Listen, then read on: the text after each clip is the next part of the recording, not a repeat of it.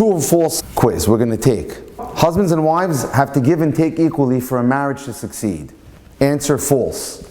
The more women receive graciously from their husbands and focus on their own happiness, the more successful the marriage will be.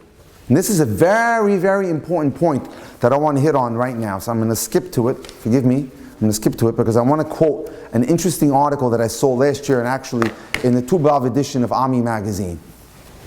But actually, I'm going to read you something that Shalom Arush wrote about this concept of mashpia and mekabel. A woman needs to learn how to receive. Al Pi Torah Kedosha, according to the Holy Torah, Hazachar Nikra Mashpia, the man is the giver, V'anekeva Mekabelis, and the woman is the receiver. Kishertzono shel haba'al hu rak le'ashpia, when the husband does his role and carries out his mission to be the giver, Latet lezugaso kavod, to give the woman honor, ahava, warmth, yachas tov, a warm feeling, Lema'ot kol tzeracha, to fill all her needs, Azu nikra zachar. Now he's considered a male.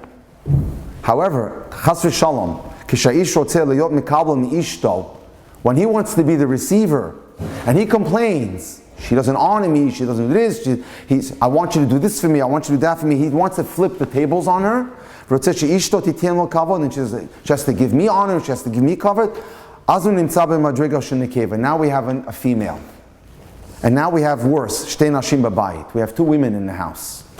This is what creates arguments, foments all kinds of trouble. Because the woman is seeking the honor that's naturally, that she's expecting to get. He's not giving her the honor. According to his twisted logic, she has to honor me. So he has to insist on getting his honor. And he annoys her, and he's not nice with it about it, and he constantly slams her for not giving him this and giving him that.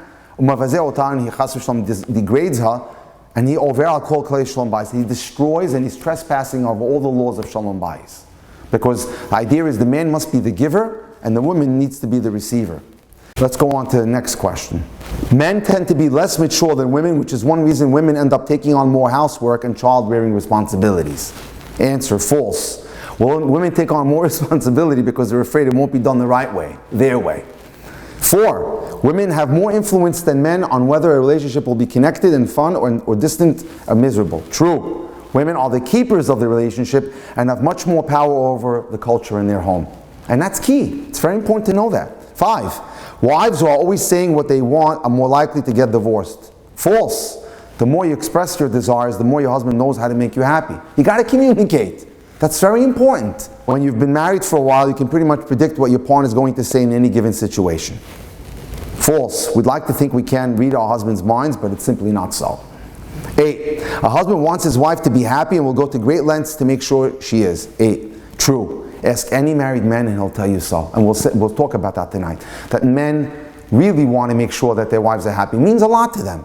9, if something your husband is doing is bothering you, it's best to be honest and say so directly. False. You don't have to suffer indefinitely, but criticism has a chilling effect on marriage. Criticism is just acidic. And there's always a better way to get what you want than to be critical. 10, happy wives tell their husbands when they want more attention or affection. False. Happy wives are always liked by their husbands, don't need to ask for attention or affection because their husbands are drawn to them. Feeling that you need to ask is a sign that you're forgotten.